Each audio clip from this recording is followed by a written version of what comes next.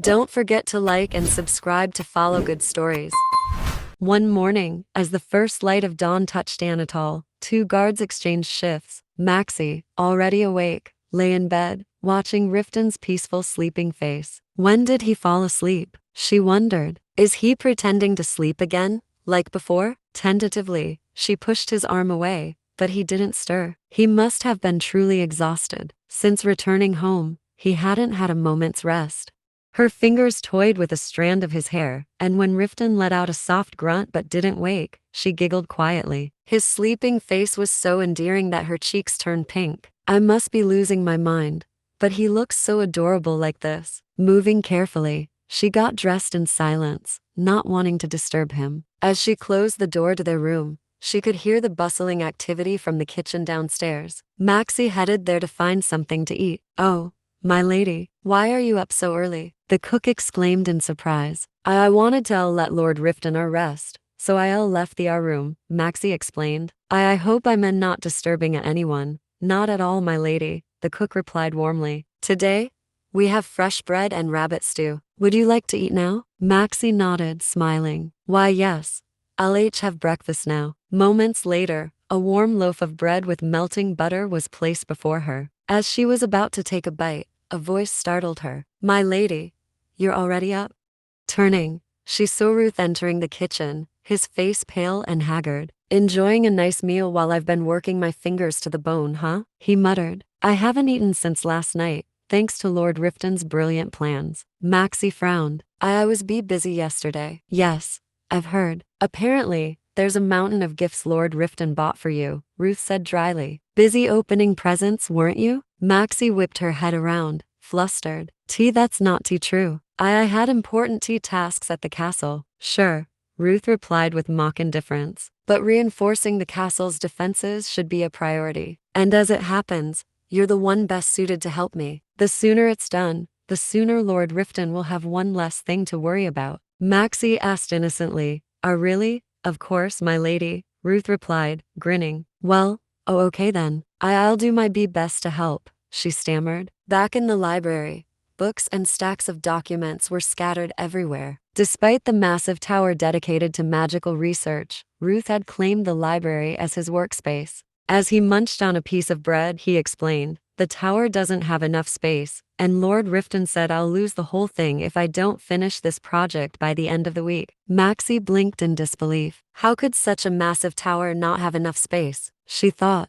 Ruth handed her some tools and said, all you need to do is redraw these schematics with these tools. I'll explain how to use them. If you already understand basic arithmetic, this should be easy enough. He unrolled a set of diagrams, revealing designs for magical devices. Maxi gasped. All of this? She asked, her voice trembling. These tools must be enormous. Ruth shrugged. It depends. The one we need is about the size of a pumpkin. Most of it involves embedding complex runes into a magically reinforced framework. It's designed to channel and amplify mana, allowing wizards to maximize its efficiency. Maxi tilted her head in curiosity. But I've seen many wizards cast spells without you using tools. Why you included? Ruth sighed. To cast magic without tools, you need to memorize entire spells and mentally draw the runes in your head. That takes years of practice and is only viable for simple spells. Advanced magic is much more complicated and demanding. Maxi's face fell.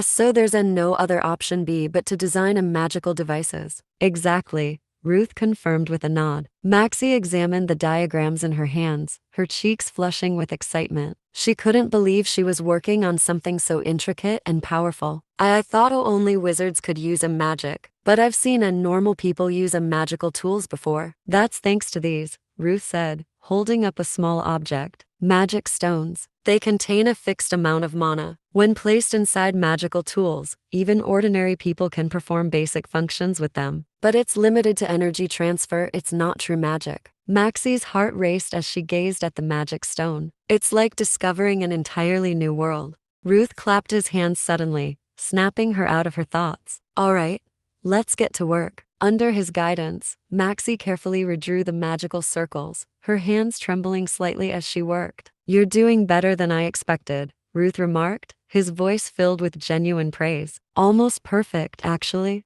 Blushing slightly, Maxi asked, even as someone like me can do this? Apparently so, Ruth said, nodding approvingly. Honestly, you've exceeded my expectations. Suddenly, the door behind them slammed open. I hear you've been here since early morning. Riftan's deep voice boomed as he strode in, his expression dark. Explain why you're alone with him and what all this mess is about. Ruth, unfazed, gestured to the room. As you can see, we're working ourselves to the bone making the magical tools you requested. Riftan scowled. Are you getting back at me by making my wife work? Ruth retorted dryly. I'm enlisting her help because she's the only one in the castle who can read, write, and do calculations. I wouldn't dare ask your knights. Riftan growled. And yet you think it's fine to recruit the lady of the estate? Seeing Riftan's temper flaring, Maxi stepped in, tugging gently at his sleeve. Please don't be mad. I am not be bothered at all. This is F for Anatale's safety. I don't want the estate to be threatened again.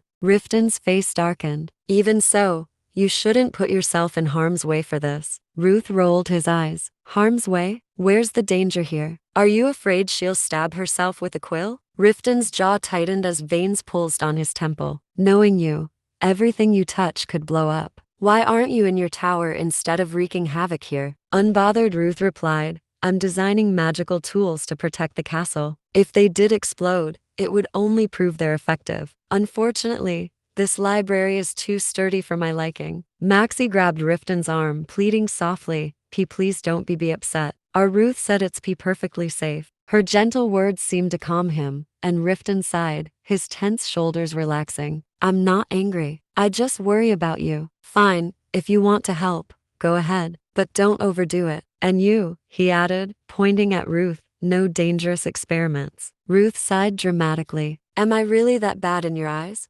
Riftan pulled Maxi into his arms, responding flatly, you're like a ticking time bomb. That's enough for today. I'm taking my wife back. As he turned to leave, Ruth called out, you're going out without your armor? Riftan shrugged. I'm taking a break. After working non-stop for days, I deserve a day off. The library door slammed shut behind them, and Ruth let out a long sigh. Outside, Riftan reminded Maxi to bundle up. It's cold. Make sure to dress warmly, he said with a softer tone. Riftan wanted to go horseback riding with his wife to enjoy the scenery before the weather turned cold. Maxi, however, looked worried. Aren't you tired? You should rest and be bed for a while. Riftan raised an eyebrow and replied, do I look like an old man who needs to rest? Then, as if an idea struck him, he smirked mischievously. Unless, of course, you're insisting I lie down in bed with you. Maxi's face immediately turned red. Riftan chuckled softly and pulled her into his arms. Tempting,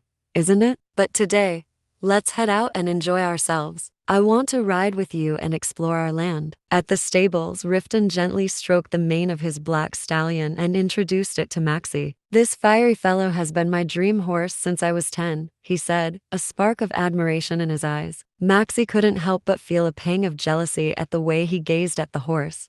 Have you named your horse yet? She asked tentatively. Not yet. Have you named yours? Riftan replied, glancing at her white mare. And not yet, Maxi admitted. Well, you'd better name her soon. The sooner she has a name, the sooner she'll start obeying you, Riftan advised. Maxi looked at her horse, its soft white coat gleaming in the sunlight. It reminded her of the white dragon emblem on the Dragon Knight's flag. Dem. I'll name her Dem, she said shyly. Dem, huh? Because she's white, Riftan teased lightly. Not very creative, is it? I like it. It sounds nice, Maxi defended, her cheeks flushing. Riftan smirked. All right then, let's ride. As the two horses left the stables, Maxi struggled to get used to riding. Back at Castle Croy, she had never had the chance to go anywhere, let alone learn to ride a horse. I've heard rumors about you, Riftan said after a moment. They say the eldest daughter of the Croy family avoids people because she's fragile and weak. I didn't know people thought that, Maxi replied, embarrassed. Riftan was quiet for a moment before continuing. Duke Croy is one of the most powerful men in the Western continent. It's natural that people would be curious about his family. Unlike your sister, you've never appeared in public, so their curiosity about you grew. He paused, then added with a small grin, I even know of a knight who sneaked into Castle Croy just to catch a glimpse of you. Maxi tightened her grip on the reins. I wonder what he thought after hearing those are rumors, she said with a weak smile. Riftan looked surprised. Why do you say that? He wouldn't have been disappointed. Maxi hesitated before responding. He'd only get into trouble for seeing a plain girl like me. She trailed off, unsure if she should admit her insecurities. I don't think so, Riftan said firmly. I find you incredibly captivating. Maxi's eyes widened, and she stammered, thank you for the compliment. His gaze lingered on her, thoughtful and intense. I've never been so enamored by anyone. And I don't say things I don't mean. Don't tell me you've forgotten that peaceful night, have you? Riftan smirked and added, maybe riding was a bad idea. Do you want to head back? Maxi shook her head, her face flushed. Riftan laughed softly. All right, let's keep going. But we'd better hurry, we won't get far if the sun sets. As they continued through the forest, Riftan observed her riding skills and teased, I didn't realize my wife was such a terrible rider. Maxi blushed in embarrassment. I told you, I've never ridden a horse before. Riftan smiled and began instructing her on how to loosen her posture and move with the horse's steps to maintain balance. Just relax, like when you're riding me. Maxi's face turned scarlet. Riftan, don't say us something like that. He chuckled mischievously. There's no one around to hear it. That doesn't matter. You shouldn't say such things, Maxi retorted. Riftan smirked. How come you're so shy now? You weren't like this in bed. Riftan, Maxi exclaimed, mortified. Laughing, Riftan reached out and steadied her with a hand on her waist. Calm down, my lady. He pressed a gentle kiss to her forehead, and Maxi's face grew even hotter. You need to learn how to balance yourself better, he said, his voice filled with amusement. Maxi huffed in frustration. I could if you'd stop teasing me. Riftan chuckled and tugged on his reins. Let's see how determined you are then. With that, he spurred his horse forward, challenging her to keep up. Maxi urged her mare to follow, stealing a glance at Riftan. Even when he teases, he's considerate enough to slow down so I can catch up. Riftan suddenly asked, you don't like riding, but you do like animals, don't you? How did you know? Maxi asked, surprised. Riftan rubbed his chin thoughtfully. I remember visiting Castle Croy once and seeing you in the garden. You were sitting with a cat on your lap, stroking it gently. I could tell from its purring how much it liked you. That image stayed with me, it was so serene. Maxi smiled faintly. It was the kitchen sea cat. It was supposed to catch mice, but it wasn't very good at it. I felt bad, so I secretly fed it. Riftan chuckled. In return, it lounged on your lap and acted all cute, didn't it? He broke a branch blocking their path and asked, what else do you like? What do you mean? Maxi asked, confused. You're so secretive. You rarely talk about yourself, Riftan said. Why is that? Maxi hesitated. It's not that important. And you never ask. Riftan sighed, realizing her point. Fine then, tell me what you like, what you hate, and what's on your mind. Maxi deflected nervously. Why don't you go first? Why you don't talk much about why yourself either? He sighed. Alright, as a knight, I suppose I should show some chivalry. Let's see. I like horses, wine, and greasy food. Honestly, I'll eat anything as long as it fills my stomach. And what else? Treasure, honor, rare weapons, the usual things men like. Maxi tentatively asked. What about things you don't like? Riftan's face darkened. Liars and useless people, he replied bluntly. Maxi's heart sank at his words, feeling as though a heavy weight had settled in her chest. I've met arrogant, incompetent fools and deceitful scum who make me sick just by existing. That's it. Now it's your turn. Maxi hesitated, trying to evade the question. I like the usual things girls like. Riftan scoffed. What kind of half-hearted answer is that? Be specific. Maxi sighed and started listing. I like animals, dogs, cats, horses. I also like chicks and bee bunnies. And what else? Riftan prodded. I like our reading, Maxi continued. Be back at Castle Croy. Would spend most of my tea time in the library. I heard from the steward that you practically live there, Riftan remarked with a smirk. Why yes, I did. The Calypse library has so many rare books, Maxi said, then added with a small laugh. Though Ruth hogs most of the library and even falls asleep on the books. Riftan sighed. Maybe I should kick him out of the library. Maxi gasped. Then he'd chase me to the ends of the earth. Riftan frowned. You seem pretty close to him. Maxi quickly explained. He helped me a lot when we were renovating the sea castle. He can be grumpy, but he's kind-hearted. Riftan's face twitched in irritation. Grumpy and chatty. At least he's honest. Now tell me, what do you hate? Be clear this time. Maxi's hands tightened on the reins, and she bit her lip before whispering, and myself. Riftan blinked in confusion. What? Maxi lowered her gaze. I hate, and myself. Staring at her in disbelief, Riftan urged his horse forward, silently leading her to a nearby hill. When they reached a suitable spot, he dismounted and helped her down, his hands steadying her trembling form. Take a deep breath, he instructed gently. I can hear your heart pounding like a drum. Maxi's cheeks flushed. That's because I each have a drumbeat beating in my chest, she replied, trying to joke. Riftan chuckled. How can someone be this adorable? Under the rustling canopy of trees, they sat side by side, the autumn scenery of Anatase spreading before them. Maxi looked around, awestruck. This place is beautiful. In spring, it's even better, Riftan said, his voice soft. The wildflowers bloom all across the grass. Maxi's cheeks turned pink at the thought. Suddenly, Riftan draped an arm around her shoulders. Come closer, it's getting cold. Maxi hesitated for only a moment before leaning into him. Riftan stiffened slightly, surprised by her sudden boldness. Where did that shy girl from earlier go? He thought.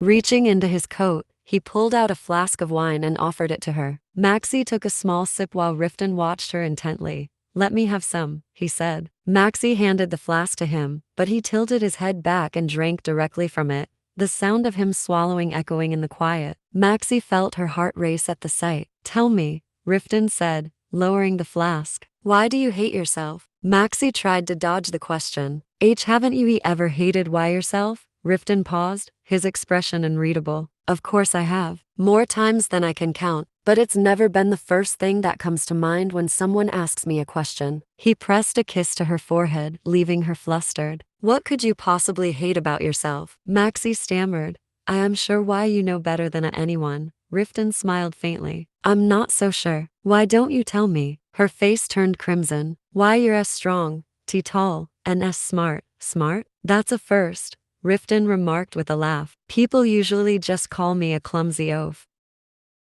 That's not true. Why else would so many people respect you? Maxi protested. Maybe you're right. What else? Riftan prompted. You're very honorable, a great leader, and Maxi hesitated, glancing up at him. The sunlight filtered through the trees, casting a golden glow on his smiling face. She blushed and murmured, and you're very handsome. Riftan smirked. You think I'm handsome? Of course. Why you already know that? How would I know? I can't read your mind, he teased. Maxi flushed. I have eyes you can know. Just like everyone else. I can see it too. Riftan's expression darkened slightly. You acted like you were terrified of me when we first met at Castle Croy, like I was some kind of monster. That doesn't exactly scream admiration. I wasn't terrified of you, Maxi said defensively. I was just scared because you're so big and cold. You always looked angry. Her blunt honesty left Riftan stunned. For a moment, he simply stared at her, his jaw tightening. Finally, he asked softly, Are you still afraid of me now? Maxi shook her head vigorously, and that was all Riftan needed. He leaned forward, pulling her into his arms, and kissed her deeply. Maxi's eyes widened, her face flushing crimson. Riftan, don't, and not here. Riftan soothed her with a gentle tone. Don't worry, it's just the two of us here. Even if someone did show up, I'd notice them immediately. Trust me, I'd never let anything harm you. His voice softened further, a hint of reverence in his words. Your body carries a scent, faint, like the essence of winter. I promise, I'll never hurt you. Maxi felt her heart stir. He never has. Riftan has never hurt me, so why do I fear him so much? The question lingered in her mind as his presence enveloped her like a dry winter wind, steady and unyielding. She couldn't quite explain the feeling but knew she had begun to unlock the doors to her heart, letting her true emotions for her husband shine through. Where will their story lead next? Don't forget to like and subscribe to follow their journey in the upcoming chapters.